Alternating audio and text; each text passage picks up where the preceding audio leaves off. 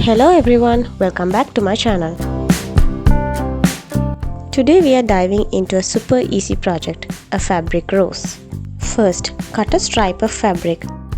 A good starting size is about 4 inches by 40 inches. Okay, let's look for a matching thread. Done. While setting up our machine, let's talk about how we can use these roses.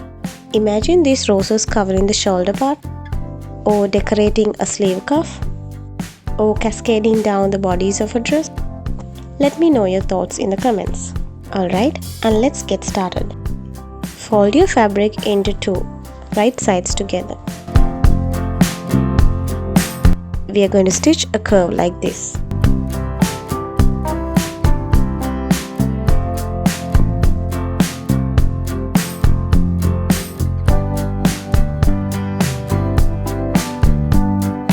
And we are going to repeat the same thing to the other end.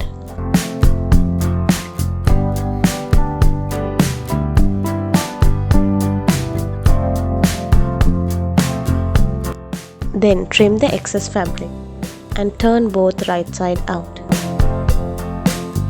Now we are going to do a gathered stitch. Change your machine settings and then sew.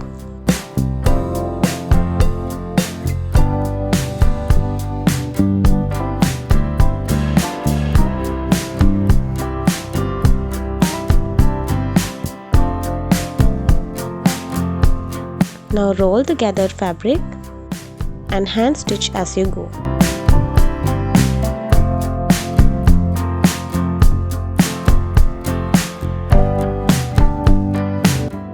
And when you reach the end, securely stitch to hold the shape. And there you have it, a beautiful fabric rose. If you found this helpful, please give it a like and subscribe for more videos. Happy sewing!